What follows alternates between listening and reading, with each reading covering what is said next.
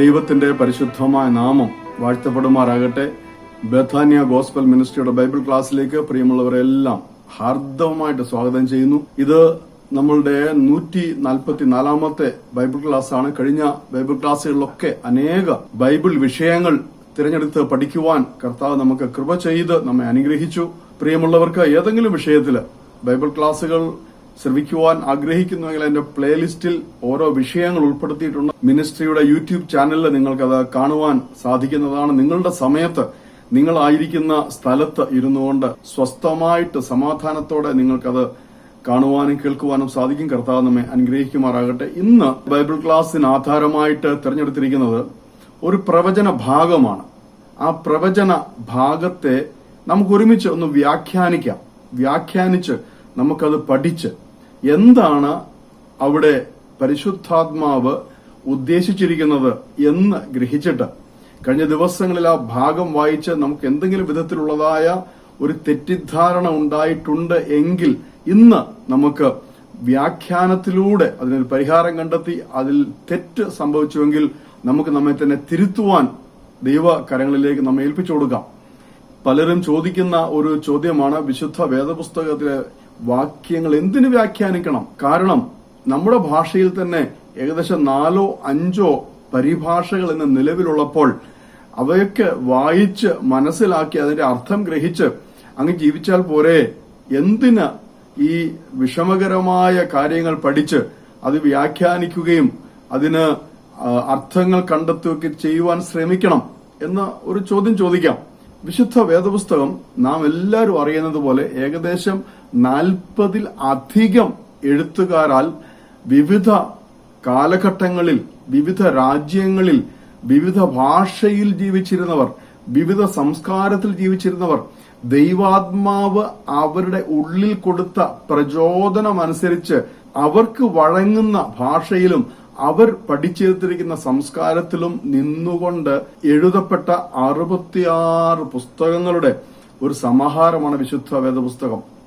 ഇത് എഴുതി പൂർത്തീകരിക്കപ്പെട്ടത് ഏകദേശം 1500 മുതൽ 1600 വർഷങ്ങൾ എടുത്താണ് എഴുതിയത്. അപ്പോൾ ഒന്നാമത്തെ പുസ്തകം എഴുതി കഴിഞ്ഞ് ഏകദേശം 1500 വർഷങ്ങൾ കഴിഞ്ഞാണ് അവസാന പുസ്തകം എഴുതപ്പെട്ടിരിക്കുന്നത്. അപ്പോൾ ഈ 1500-600 വർഷങ്ങളിലെ സംസ്കാരത്തിലും ഭാഷാ പ്രയോഗങ്ങളിലും വന്ന മാറ്റങ്ങൾ നമ്മൾ ഗ്രഹിക്കണം, മനസ്സിലാക്കണം. ഒരുപക്ഷെ അന്ന് അത് എഴുതിയപ്പോൾ ഉദ്ദേശിച്ച അർത്ഥത്തിലായിരിക്കേയില്ല ഇന്ന് നമ്മളിത് വായിക്കുമ്പോൾ നമുക്ക് മനസ്സിലാകുന്നത്. യഥാർത്ഥത്തിൽ നമ്മൾ എന്താണ് മനസ്സിലാക്കേണ്ടത്? അന്ന് ദൈവാത്മാവ് എഴുത്തുകാരന് അത് കൊടുത്തപ്പോൾ എന്താണ് ദൈവാത്മാവ് ഉദ്ദേശിച്ചത്, എഴുത്തുകാരന് എന്താണ് മനസ്സിലായത്, എഴുത്തുകാരൻ ഇത് വായിക്കുന്നവൻ എന്താണ് ഗ്രഹിക്കേണ്ടത് എന്ന് നാം ഇന്ന് ഈ 2500-2600 വർഷങ്ങൾ കഴിയുമ്പോൾ ഗ്രഹിക്കേണ്ടത് ആവശ്യമാണ്. അതുകൊണ്ട് വിശുദ്ധ വേദപുസ്തകത്തിലെ വാക്യങ്ങൾ വ്യാഖ്യാനിക്കണം. ചരിത്രം എഴുതപ്പെട്ടിരിക്കുന്ന വ്യാഖ്യാനിക്കേണ്ട ആവശ്യമില്ല.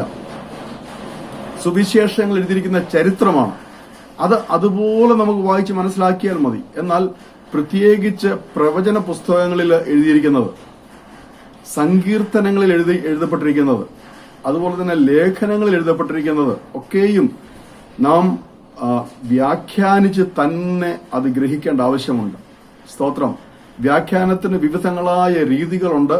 അതിൽ ഏറ്റവും നല്ല രീതി എന്ന് പറയുന്നത് വിശുദ്ധ വേദപുസ്തകം നമ്മോട് എന്താണ് സംസാരിക്കുന്നത്. പ്രധാനമായിട്ട് 2 രീതികളിലാണ് ഇന്ന് വേദപുസ്തകം വ്യാഖ്യാനിക്കപ്പെടുന്നത്. ഒന്ന്, നാം വായിക്കുമ്പോൾ എന്താണ് നമുക്ക് മനസ്സിലാക്കുവാനും ചിന്തിക്കുവാനും സാധിക്കുന്നത്, അത് ഒരു വ്യാഖ്യാന രീതിയാണ്. എന്നാൽ വേറെ ഒരു വ്യാഖ്യാന രീതി, വിശുദ്ധ വേദപുസ്തകം യഥാർത്ഥത്തിൽ എന്ത് അർത്ഥമാണ്, എന്ത് ആശയമാണ് നമ്മിലേക്ക് കൈമാറുന്നത്. അപ്പോൾ ഞാൻ അവലംബിക്കുന്നത് 2ാമത്തെ വ്യാഖ്യാന രീതിയാണ്. വിശുദ്ധ വേദപുസ്തകം എന്താണ് നമ്മിലേക്ക് കൈമാറുവാൻ ആഗ്രഹിക്കുന്നത്. വിശുദ്ധ വേദപുസ്തകം നമ്മോട് സംസാരിക്കുന്നു. ആദ്യം ഞാൻ പറഞ്ഞ രീതി നാം വേദപുസ്തകത്തോട് സംസാരിക്കുന്ന രീതിയാണ്. എന്നാൽ ഏറ്റവും നല്ല രീതിയായി എനിക്ക് ബോധ്യമായത് വേദപുസ്തകം നമ്മോട് എന്താണ് സംസാരിക്കുന്നത്, അതാണ് നാം ഗ്രഹിക്കുവാൻ ശ്രമിക്കേണ്ടത്. ഞാൻ പറഞ്ഞ ആദ്യത്തെ രീതിയിലുള്ള വ്യാഖ്യാനത്തിനൊരു പ്രയാസമുള്ളത്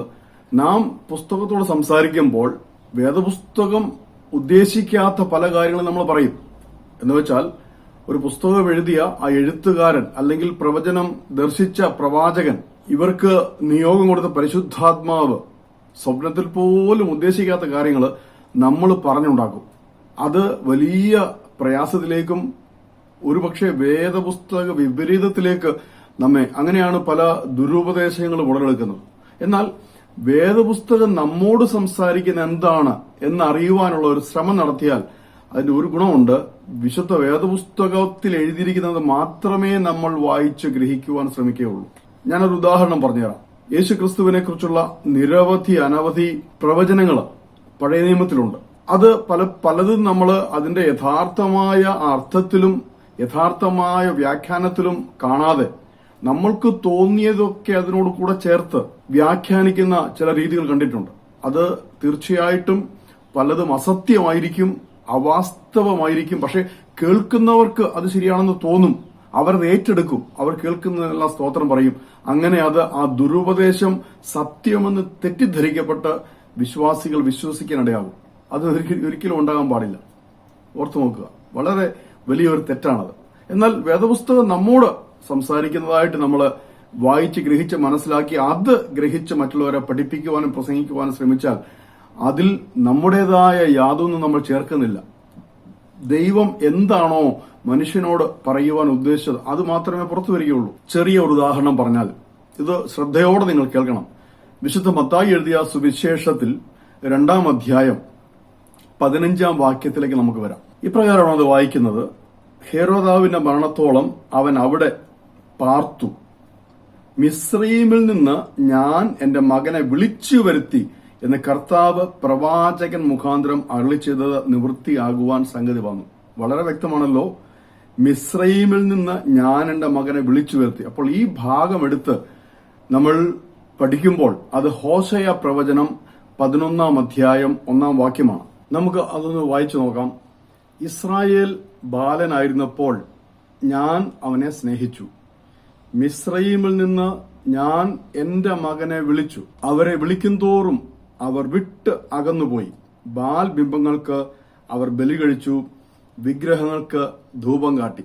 ഞാൻ നിങ്ങളോട് പറയാൻ ഉദ്ദേശിക്കുന്നത്, വിശുദ്ധ മത്തായി എഴുതിയ സുവിശേഷത്തിൽ ആ സുവിശേഷകൻ ഈ പ്രവചന ഭാഗത്തിൽ നിന്ന് ഒരു ചെറിയ ഭാഗം മാത്രം അടർത്തിയെടുത്ത് അത് യേശുവിനെ കാണിക്കുന്നതാണ് എന്ന് ഉറപ്പിക്കുകയാണ്. പരിശുദ്ധാത്മാവ് സുവിശേഷങ്ങളോട് നമ്മോട് പറയുകയാണ്, യേശു കർത്താവ് മിസ്രയീമിൽ നിന്ന് വിളിക്കപ്പെട്ടവനായി വരും എന്ന ഒരു പ്രവചനം പഴയ നിയമത്തിലുണ്ട്. അത് ഹോശയ പ്രവചനത്തിലാണ്.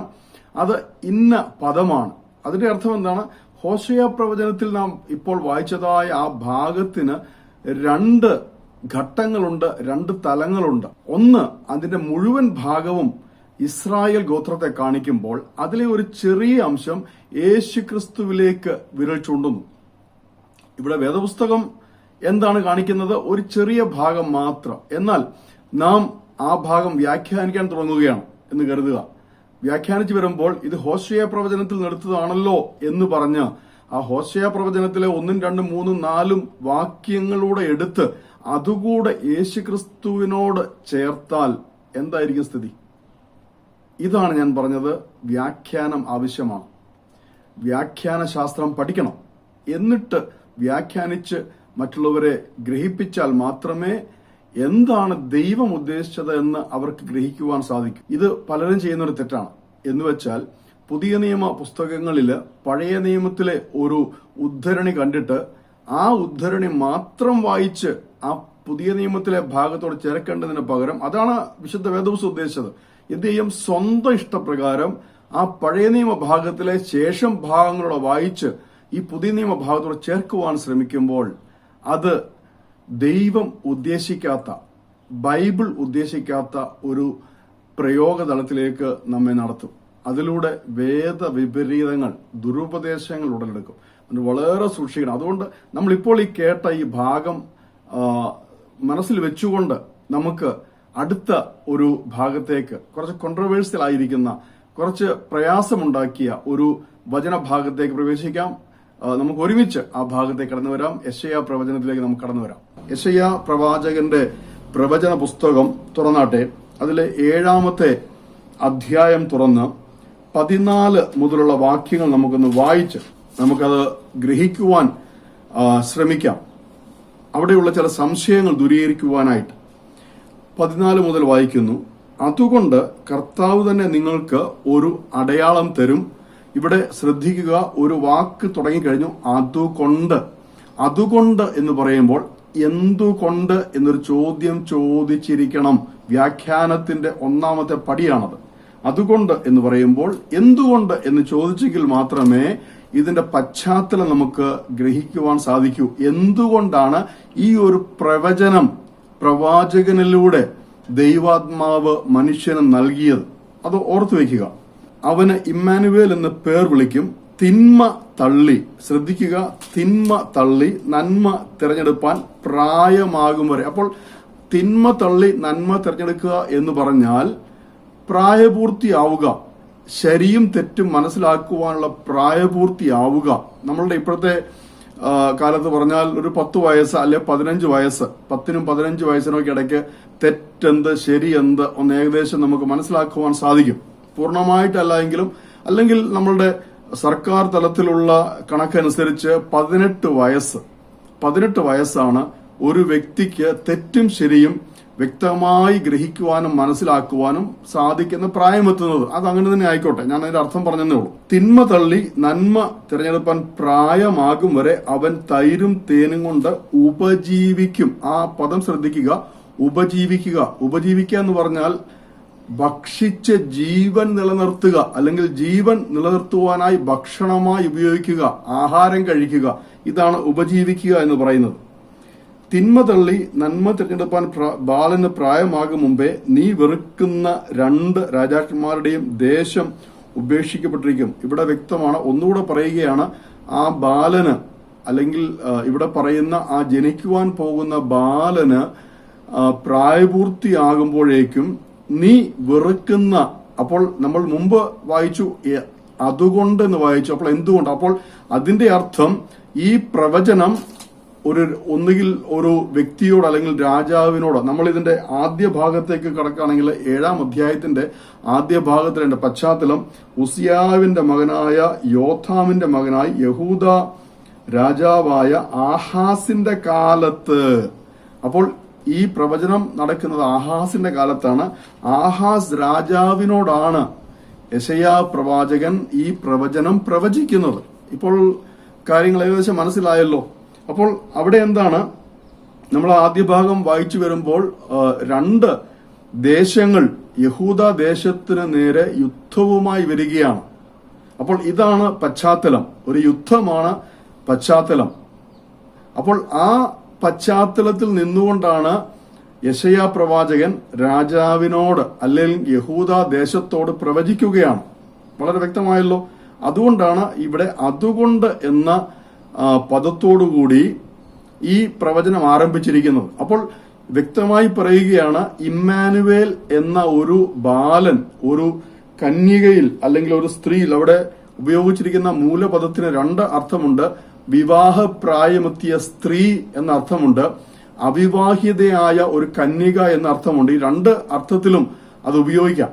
അപ്പോൾ ഇവിടെ ഒരു സ്ത്രീ ഗർഭം ധരിച്ച് ഒരു ബാലനെ അല്ലെങ്കിൽ ഒരു പുരുഷ പ്രജയെ പ്രസവിക്കും, ഒരു മകനെ പ്രസവിക്കും. അവൻ അറിയപ്പെടുന്നത് ഇമ്മാനുവേൽ എന്ന നാമത്തിലായിരിക്കും. ആ ബാലൻ അവൻ വളർന്ന് പ്രായപൂർത്തിയാകും വരേക്കും തൈരും തേനും കൊണ്ട് ഉപജീവിക്കും. എന്ന് വെച്ചാൽ അവന്റെ ഭക്ഷണം തൈരും തേനും ആയിരിക്കും. വിശുദ്ധ മത്തായിയുടെ സുവിശേഷത്തിൽ ഈ ഒരു ഭാഗം മാത്രം എന്താണ് എഴുതിയിരിക്കുന്നത്? കന്യക ഗർഭം ധരിച്ച് ഒരു മകനെ പ്രസവിക്കും. ബാക്കി ഒന്നും എഴുതിയിട്ടില്ല. യേശു കർത്താവിന്റെ ജനനവുമായി ബന്ധപ്പെട്ട് മത്തായി സുവിശേഷകൻ സുവിശേഷം എഴുതിയപ്പോൾ പരിശുദ്ധാത്മാവ് ആ സുവിശേഷകന്റെ ഹൃദയത്തിലേക്ക് ഒരു ചിന്ത കൊടുത്തു. ഈ നടന്നിരിക്കുന്നത് യെശയ്യാ പ്രവാചകനിലൂടെ പ്രവചിക്കപ്പെട്ട ആ പ്രവചനത്തിന്റെ ഒരു നിവൃത്തി കൂടെയാണ്.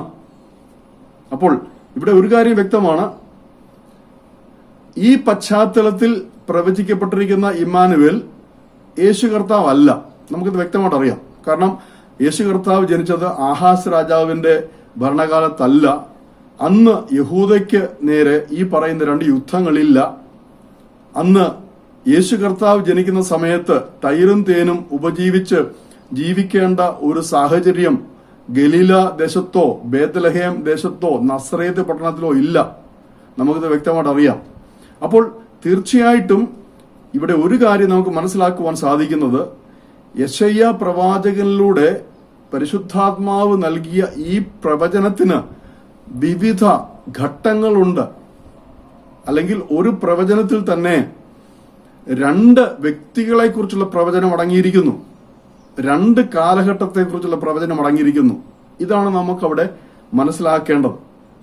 ഞാൻ പറയുന്നത് മനസ്സിലാവുന്നുണ്ടല്ലോ. അപ്പോൾ ഇവിടെ ഇമ്മാനുവേൽ എന്ന് പറയുന്ന ഒരു മകൻ ഒരു സ്ത്രീക്ക് ജനിക്കുമെന്നും ആ മകൻ പ്രായമാകുന്നത് വരെ അല്ലെങ്കിൽ പ്രായപൂർത്തിയാകുന്നത് വരെ തൈരും തേനും കൊണ്ട് ഉപജീവനം കഴിക്കും. തൈരും തേനും മാത്രമേ ഭക്ഷണമായിട്ട് കാണുള്ളൂ. ഇവിടെ ഒരിടത്തും ആ സ്ത്രീക്ക് മുലപ്പാലില്ല എന്ന ഒരു പ്രയോഗമില്ല. കാരണം കുഞ്ഞ് ജനിക്കുന്നു, കുഞ്ഞ് അമ്മയുടെ പാൽ കുടിച്ച് വളരുന്നു. കുഞ്ഞ് കുറഞ്ഞ പക്ഷം നമ്മുടെ ഇന്നത്തെ മെഡിക്കൽ അറിവനുസരിച്ച് 6 മാസമെങ്കിലും കഴിയാതെ കുഞ്ഞിന് കട്ടിയാഹാരം കൊടുക്കുവാൻ പാടില്ല. കുഞ്ഞ് അമ്മയുടെ മുലപ്പാൽ തന്നെ കുടിച്ചു വളരണം. ഞാൻ പറയുന്ന ഇത്രയും ശാസ്ത്രീയമായിട്ടും സാങ്കേതികമായിട്ടും മുന്നേറ്റം വന്ന നമ്മുടെ സമൂഹത്തെ കുറിച്ചാണ് ഈ പറയുന്നത്. ഇന്ന് ഒരു കുഞ്ഞ് ജനിക്കുമ്പോൾ ആദ്യത്തെ 6 മാസം മുലപ്പാലല്ലാതെ വേറെ ഒന്നും കുഞ്ഞിന് കൊടുക്കുവാൻ ഡോക്ടർമാർ സമ്മതിക്കുകയില്ല, വൈദ്യന്മാർ സമ്മതിക്കുകയില്ല, നമ്മുടെ അമ്മച്ചിമാർ സമ്മതിക്കുകയില്ല. കാരണം കുഞ്ഞിന് അത് ദഹിക്കുവാനുള്ള ദഹനശക്തി ആയിട്ടില്ല. പശുവിൻ പാൽ കൊടുക്കുന്നുണ്ട്, ആടിന്റെ പാൽ കൊടുക്കുന്നുണ്ട്, തള്ളയുടെ അമ്മയുടെ പാൽ കൊടുക്കുന്നുണ്ട്. ഇതല്ലാതെ വേറെ ഒന്നും ആ കുഞ്ഞിന് കൊടുക്കുന്നതായിട്ട് എന്റെ അറിവിലില്ല. ഞാനും മെഡിക്കൽ വിദ്യാഭ്യാസം കഴിഞ്ഞ വ്യക്തിയാണ്, ക്ലിനിക്ക് നടത്തിയ വ്യക്തിയാണ്, ചികിത്സിച്ച വ്യക്തിയാണ്. ഞാൻ പഠിച്ച മെഡിക്കൽ പഠനങ്ങളിലൊന്നും ആദ്യത്തെ 6 മാസം കുഞ്ഞിന് എന്തെങ്കിലും കട്ടിയാഹാരം കൊടുക്കുന്നതായിട്ട് ഞാൻ പഠിച്ചിട്ടില്ല. എന്റെ അറിവിലും അതില്ല. അപ്പോൾ അതിന്റെ അർത്ഥം ഒരു കുഞ്ഞ് ജനിക്കുമ്പോൾ കുഞ്ഞ് കുടിക്കേണ്ടത് അമ്മയുടെ മുലപ്പാൽ തന്നെയാണ്. കുഞ്ഞ് വളർന്നു കഴിഞ്ഞാണ് ആഹാരത്തിലേക്ക് വരുന്നത്. നമുക്കതിന്റെ മൂല ഭാഷയിലേക്ക് പോകുമ്പോൾ മനസ്സിലാവും. ഇവിടെ എഴുതിയിരിക്കുന്ന മൂലഭാഷ, ഉപജീവനം കഴിക്കുക എന്നുള്ള മൂലഭാഷ അക്കൽ എന്നാണ്. അക്കൽ എന്ന വാക്കിന്റെ അർത്ഥം വിശക്കുമ്പോൾ ഭക്ഷണം കഴിക്കുന്നതിനെയാണ് അക്കൽ എന്ന് പറയുന്നത്. അത് സ്വയം ഭക്ഷിക്കുന്നതിനെയാണ്. ഉദാഹരണത്തിന്, എനിക്ക് വിശക്കുന്നു, വീട്ടിൽ ചപ്പാത്തിയുണ്ട്, ഞാൻ ആ ചപ്പാത്തി കഴിക്കുന്നതിനെയാണ് അക്കൽ എന്ന് പറയുന്നത്. എന്നാൽ മുലപ്പാൽ കുടിക്കുന്നതിന് എന്താ പറയുന്നതെന്ന് അറിയാമോ? ഹെനാക്ക എന്നാണ്. മൂലപദത്തിൽ ഹെബ്രായ ഭാഷയിൽ മുലപ്പാൽ കുടിക്കുന്ന ഒരു അമ്മ കുഞ്ഞിനെ മുലയൂട്ടുന്നതിന്, അല്ലെങ്കിൽ ഒരു കുഞ്ഞ് ഭക്ഷണം കഴിക്കുന്നതിന്, ഒരു നവജാത ശിശുവിന്റെ ഭക്ഷണത്തെ കുറിച്ച് പറയുന്നത് ഹെനാക്ക എന്നാണ്, അക്കാൽ എന്നല്ല. അക്കാൽ എന്ന് പറയുന്നത് ആഹാരം ദഹിക്കുവാൻ പ്രായമായ ഒരു വ്യക്തി ആഹാരം തന്റെ വിശപ്പടക്കുവാനായിട്ട് ആഹാരം കഴിക്കുന്നതിന് ഉപയോഗിക്കുന്ന ഹെബ്രായ പദമാണ് അക്കൽ എന്നുള്ളത്. അപ്പോൾ യെശയ്യാ പ്രവചനത്തിൽ യെശയ്യാവ് തോൽ ചുരുളിൽ അല്ലെങ്കിൽ അന്നത്തെ ചുരുളിൽ എഴുതിയത് അക്കൽ എന്നാണ്, ഹെനാക്ക എന്നല്ല. ഇത് വളരെ വ്യക്തമായിട്ട് പ്രിയമുള്ളവർ മനസ്സിലാക്കുക. അപ്പോൾ ഇവിടെ എന്താണ്? ആ കുഞ്ഞ് അമ്മയുടെ മുലപ്പാൽ കുടിച്ച് തീർച്ചയായിട്ടും വളർന്നു, ആഹാരം കഴിക്കുവാൻ പ്രായമായി. അപ്പോൾ ആ കുഞ്ഞിന് കഴിക്കുവാൻ ഉള്ള ആഹാരം തൈരും തേനും മാത്രം. എന്തുകൊണ്ട്? വീണ്ടും ചോദിക്കണം, എന്തുകൊണ്ടാണ് തൈരും തേനും മാത്രം ഭക്ഷിച്ച് ആ കുഞ്ഞ് വളരും എന്ന് പ്രവാചകൻ പ്രവചിച്ചിരിക്കുന്നത്? മുൻപോട്ട് വായിക്കുമ്പോൾ നമുക്കത് വളരെ വ്യക്തമായിട്ട് മനസ്സിലാകും. ഒരിക്കലും ഒരു വാക്യത്തിൽ നമ്മളുടെ പഠനം നിർത്തരുത്, തുടർന്ന് വായിക്കണം. ഒരു വാക്യം നമ്മൾ വ്യാഖ്യാനിക്കുമ്പോൾ ആ വാക്യത്തിന്റെ മുകൾ വാക്യങ്ങളും ആ വാക്യത്തിന്റെ തുടർന്നുള്ള വാക്യങ്ങളും വായിച്ചിട്ടേ ആ വാക്യത്തിന്റെ അർത്ഥം ഗ്രഹിക്കുവാൻ ശ്രമിക്കാവൂ. പലർക്കും പറ്റുന്ന അബദ്ധമാണ്, ഒരു വാക്യം എടുക്കും, ആ വാക്യം മാത്രം വായിക്കും, ആ വാക്യത്തിൽ മാത്രം നിന്നുകൊണ്ട് പ്രസംഗിക്കുകയും പഠിപ്പിക്കുകയും ചെയ്യും. അത് തെറ്റാണ്, അത് ശരിയായ കീഴ്വഴക്കമല്ല. എന്തുകൊണ്ടാണ്? ഞാൻ പറഞ്ഞല്ലോ, 1600ഓളം വർഷങ്ങളെടുത്ത് 40-ലധികം എഴുത്തുകാർ വിവിധ സ്ഥലങ്ങളിൽ, വിവിധ സംസ്കാരങ്ങളിൽ, വിവിധ ഭാഷാ ശൈലികളിൽ ഇരുന്നു കൊണ്ട് എഴുതിയ പുസ്തകമാണ് വിശുദ്ധ വേദപുസ്തകം. അതുകൊണ്ട് വിശുദ്ധ വേദപുസ്തകത്തിലെ വാക്യങ്ങൾ ഇന്ന് നാം വായിക്കുമ്പോൾ അത് ഈ രീതിയിൽ വ്യാഖ്യാനിച്ച് തന്നെ നാം മനസ്സിലാക്കണം. അല്ലെങ്കിൽ തെറ്റിപ്പോകും. നമ്മൾ തെറ്റായിരിക്കും പഠിപ്പിക്കുന്നത്, തെറ്റായിരിക്കും പ്രസംഗിക്കുന്നത്, അനേകരെ തെറ്റിലേക്ക് നയിക്കുകയായിരിക്കും ചെയ്യുന്നത്. പ്രിയമുള്ളവർ, വളരെ വ്യക്തമായി ഇത് മനസ്സിലാക്കുക. മുൻപോട്ട് വായിക്കുമ്പോൾ 16-ാം വാക്യം, തിന്മ തള്ളി നന്മ തിരഞ്ഞെടുപ്പാൻ ബാലന് പ്രായമാകും മുമ്പേ നീ വെറുക്കുന്ന 2 രാജാക്കന്മാരുടെ ദേശം ഉപേക്ഷിക്കപ്പെട്ടിരിക്കും. അത് പോട്ടെ, മുൻപോട്ട് വരുമ്പോൾ 18-ാമത്തെ വാക്യം മുതൽ വായിക്കുക. അന്നാളിൽ യഹോവ മിസ്രയീമിലെ നദികളുടെ അറ്റത്ത് നിന്ന് കൊതുകിനെയും അശൂർ ദേശത്ത് നിന്ന് തേനീച്ചയെയും ചൂളകുത്തി വിളിക്കും. ശ്രദ്ധിക്കുക, ഈ പ്രവചനം നടക്കുന്ന സമയത്ത് എന്ന് വെച്ചാൽ ഈ ഇമ്മാനുവേൽ ആ സ്ത്രീക്ക് ജനിക്കുന്ന ആ കാലഘട്ടത്തിൽ 2 സംഭവങ്ങൾ നടക്കും. യഹോവ മിസ്രയീമിൽ നിന്ന് കൊതുകിനെയും തേനീച്ചയെയും, അപ്പോൾ മുകളിൽ നമ്മൾ വായിച്ച് തേനെന്നൊരു കാര്യം വായിച്ചു. അപ്പോൾ തേനീച്ചയെയും മിസ്രയീമിൽ നിന്ന് ചൂളകുത്തി വിളിക്കും. അവയൊക്കെയും വന്ന് ശൂന്യമായ താഴ്വരകളിലും പാറപ്പിളർപ്പുകളിലും എല്ലാ മുൾപടർപ്പുകളിലും എല്ലാ മേച്ചിൽ പുറങ്ങളിലും പറ്റും. അപ്പോൾ ആ ദേശം മുഴുവൻ കൊതുക് അവിടെ നിൽക്കട്ടെ, മാറി നിൽക്കട്ടെ, തേനീച്ചയെ കൊണ്ട് നിറഞ്ഞിരിക്കും. അപ്പോൾ സുഭിക്ഷമായി ആ ദേശത്ത് തേൻ ലഭ്യമായിരിക്കും. മനസ്സിലായല്ലോ ഒരു കാര്യം. ഇനി മുമ്പോട്ട് നമുക്ക് പോകാം. അന്നാളിൽ കർത്താവ് നദിക്ക് അക്കരെ നിന്ന് കൂലിക്ക് വാങ്ങിയ ക്ഷൗരക്കത്തി കൊണ്ട് അശൂർ രാജാവിനെ കൊണ്ട് തന്നെ, ഇവിടെ ഒരു ഉപമാനമാണ്, അലങ്കാര പ്രയോഗമാണ്. അശൂർ രാജാവിനെ ദൈവം കൂലിക്ക് വാങ്ങിയ ക്ഷൗരക്കത്തി എന്ന് ഉപമിച്ചിരിക്കുകയാണ്, അലങ്കാരമായി ഉപമിച്ചിരിക്കുകയാണ്.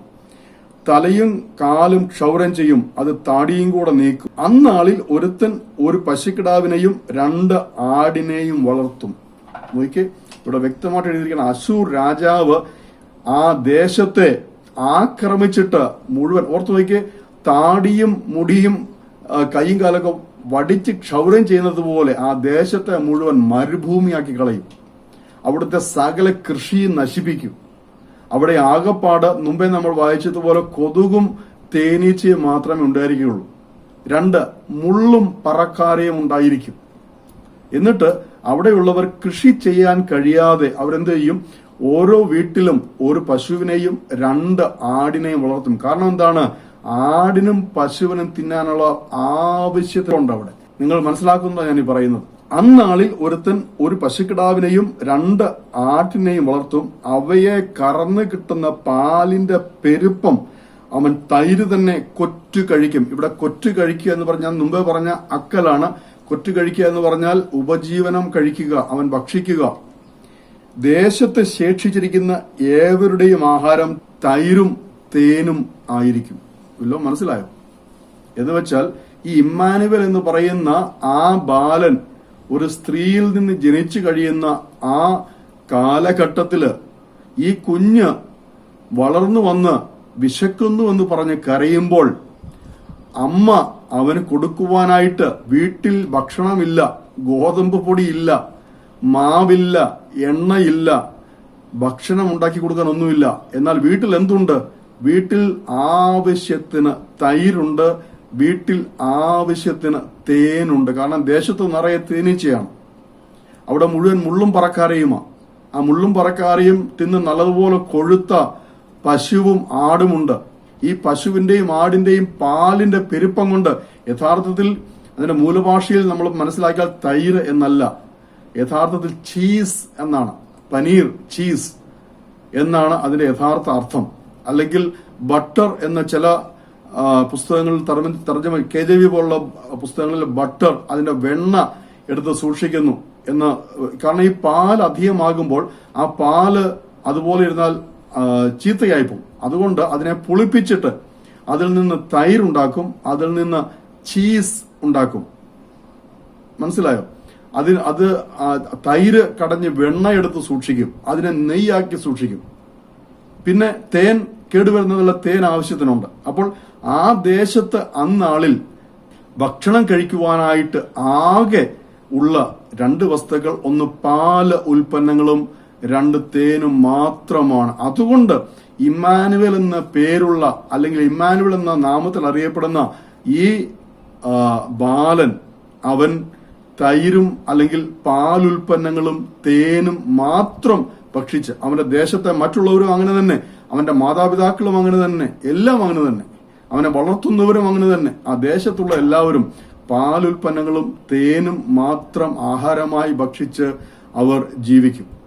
ഇതാണ് യെശയ്യാ പ്രവചനത്തിലെ 7-ാം അധ്യായത്തിലെ ഇമ്മാനുവേലിനെ കുറിച്ചും ഇമ്മാനുവേലിന്റെ ജീവിത രീതിയെക്കുറിച്ചുമുള്ള പ്രവചനം. അവിടെ ഒരിടത്തും ഇമ്മാനുവേൽ എന്ന ബാലന് മുലപ്പാൽ ലഭിച്ചില്ല എന്ന ഒരു പ്രയോഗമോ ഒരർത്ഥമോ ഒരാശയമോ ഇല്ല. അവിടെയുള്ള എല്ലാവരും തൈരും തേനും ഭക്ഷിച്ച് ജീവിച്ചു എന്നുള്ള ആശയമാണ്. അതിലൊരാളായിട്ട് ഇമ്മാനുവേലും തൈരും തേനും ഭക്ഷിച്ച് ജീവിച്ചു. ഞാൻ പറയുന്നത് മനസ്സിലാവുന്നുണ്ടല്ലോ. ഇനി നമുക്ക് വേഗം വിശുദ്ധ മത്തായി എഴുതിയ സുവിശേഷത്തിലേക്ക് കടന്നു വരാം. അവിടെ യേശുക്രിസ്തുവിന്റെ ജനനത്തെക്കുറിച്ച് പറയുന്ന ഭാഗം 1-ാമത്തെ അധ്യായം 22-ാം വാക്യം. ഇപ്രകാരം അവിടെ പഴയ നിയമത്തിൽ നിന്നുള്ള ഒരു പ്രവചനം ഉദ്ധരിച്ചിരിക്കുന്നത്, കന്യക ഗർഭിണിയായി ഒരു മകനെ പ്രസവിക്കും, അവന് ദൈവം നമ്മോട് കൂടെ എന്ന അർത്ഥമുള്ള ഇമ്മാനുവേൽ എന്ന് പേർ വിളിക്കും എന്ന് കർത്താവ് പ്രവാചകൻ മുഖാന്തരം അരുളി ചെയ്തത് നിവൃത്തിയാകുവാൻ ഇതൊക്കെയും സംഭവിച്ചു. നമ്മൾ കുറച്ചു മുമ്പ് ഹോശേയ പ്രവചനത്തിലെ കാര്യം പഠിച്ചതുപോലെ ഇവിടെ സുവിശേഷത്തിൽ ഈ ഒരു ചെറിയ ഭാഗം മാത്രമാണ് യെശയ്യാവിന്റെ പ്രവചനത്തിൽ നിന്ന് ഉദ്ധരിച്ചിരിക്കുന്നത്. അപ്പോൾ ഇവിടെ ഒരർത്ഥം ആദ്യം നമ്മൾ ഗ്രഹിക്കേണ്ടത്, യെശയ്യാ പ്രവചനത്തിന് 2 തലങ്ങളുണ്ട്, 2 ഘട്ടങ്ങളുണ്ട്. അതിൽ 1-ാമത്തെ ഘട്ടമാണ് യഹൂദയെ സംബന്ധിച്ചുള്ളതായ പ്രവചനം. അവിടെ ഇമ്മാനുവേൽ എന്ന ഒരു ബാലൻ ജനിക്കുന്നതും ഒക്കെ പ്രവചിച്ചിട്ട് അവിടുത്തെ കാര്യങ്ങൾ മുഴുവൻ, അവിടുത്തെ പശ്ചാത്തലം, എന്തിനു വേണ്ടിയാണ് ഈ പ്രവചനം കൊടുത്തിരിക്കുന്നത്, ഇത് എന്തിന്റെ അടയാളമാണ് എന്നെല്ലാം വ്യക്തമായി പ്രവചിച്ചു. എന്നാൽ പുതിയ നിയമത്തിലേക്ക് വരും പരിശുദ്ധാത്മാവ് പറയുകയാണ്, ആ യെശയ്യാ പ്രവചനത്തിലെ പ്രവചനത്തിന് ആ ഒരു തലം മാത്രമല്ല, അത് മശീഹായിലേക്ക് വിരൽ ചൂണ്ടുന്ന പ്രവചനം കൂടെയാണ് എന്ന് വളരെ വ്യക്തമായി പറയുക. അത്രയും ഭാഗം മാത്രം. അപ്പോൾ നമ്മൾ ഈ ഭാഗത്ത് നിന്നുകൊണ്ട് യെശയ്യാ പ്രവചനം 7-ാം അധ്യായം മുഴുവൻ ഇതിനോട് ചേർത്ത് വ്യാഖ്യാനിക്കാൻ പോയി കഴിഞ്ഞാൽ വലിയ കുഴപ്പത്തിലേക്കാണ് പോകുന്നത്. ഇവിടെ യേശുക്രിസ്തുവിന്റെ ജനനത്തെ മാത്രം ചൂണ്ടിക്കാണിക്കുവാനായിട്ട് യെശയ്യാ പ്രവചനത്തിൽ നിന്ന് വളരെ ചെറിയ ഒരു ഭാഗം മാത്രം, കന്യക ജനനത്തെക്കുറിച്ചുള്ള ഭാഗം മാത്രം അടർത്തിയെടുത്ത് കാണിച്ചിരിക്കുക. ഈ ഭാഗത്ത് ഒരിടത്തും യേശുക്രിസ്തു ഉപജീവിക്കുവാൻ പോകുന്നത് തൈരും തേനും കഴിച്ചാണെന്നില്ല. യേശുക്രിസ്തുവിന്റെ അമ്മയായ മറിയത്തിന് മുലപ്പാലില്ല എന്നില്ല. ശിശുവായ യേശു കുഞ്ഞ് അമ്മയുടെ മുലപ്പാൽ കുടിച്ചില്ല എന്നില്ല. ഇതൊക്കെ നമ്മൾ ഉണ്ടാക്കുക. ഞാൻ ആദ്യം പറഞ്ഞതുപോലെ നമ്മൾ വേദപുസ്തകത്തിനോട് സംസാരിക്കുകയാണ്. ഇങ്ങനെയാണെന്ന്. എത്ര തെറ്റാണെന്ന് നോക്കി. എന്നാൽ വേദപുസ്തകം ഇതൊന്നും പറയുന്നില്ല. ഹല്ലേലൂയ.